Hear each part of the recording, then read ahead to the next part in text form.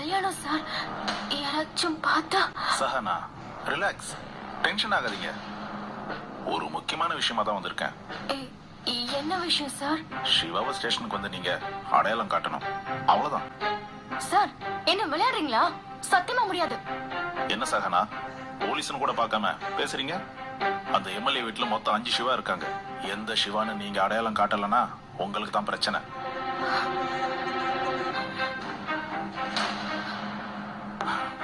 இங்க பாருமா, பயப்படாதீங்க. இதான் லாஸ்ட். இதுக்கப்புறம் நானே பாத்துக்கிறேன்.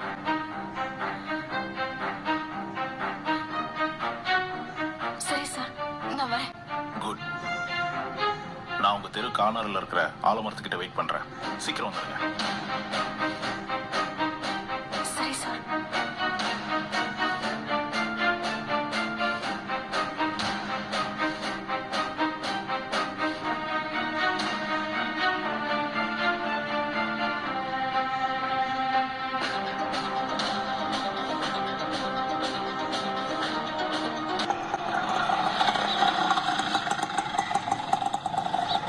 வாங்க.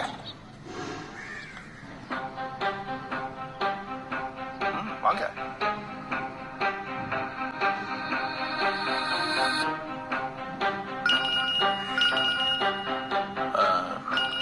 நீங்க உள்ள வெயிட் பண்ணுங்க, இத வந்துடுறேன். Okay sir. ஹலோ. வணக்கம் இன்ஸ்பெக்டர் சார். சொல்லுங்க. என்ன சார், ஸ்டேஷன்ல கம்ப்ளைண்ட் கொடுக்க கூப்பிட்டா யாரும் போன் எடுக்க மாட்டாங்க போல. ரொம்ப பிஸியோ சாரும் ஸ்டேஷனும்? கம்ப்ளைண்ட்னு கூப்பிட்டா தாராளமா எடுப்போம். யாராவது யாரையாவது ரிலீஸ் பண்ணணும்னு கூப்பிட்டாதான் எடுக்க மாட்டோம். பேசுறதுக்கு முன்னாலேயே என்ன பேசுவாங்கன்னு சொல்ற போன் உங்க ஸ்டேஷன்ல இருக்குன்றது உங்க ஊர் எம்எல்ஏவா எனக்கு ரொம்ப சந்தோஷம்.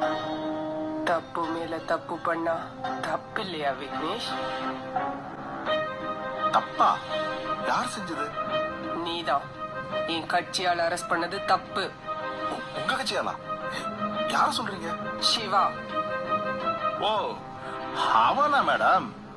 அவனை சந்தேக கேஸ்ல உள்ள போடல. அந்த சாரு மேல கம்ப்ளைண்ட் வந்து சாட்சியோட அரெஸ்ட் பண்ணி கூட்டு வந்திருக்கோம். யாரு கம்ப்ளைண்ட், யாரு சாட்சி? நீங்க எம்எல்ஏவா இருக்கலாம். டிபார்ட்மெண்டோட விஷயங்கள் ரொம்ப ரொம்ப கான்பிடென்ஷியல்.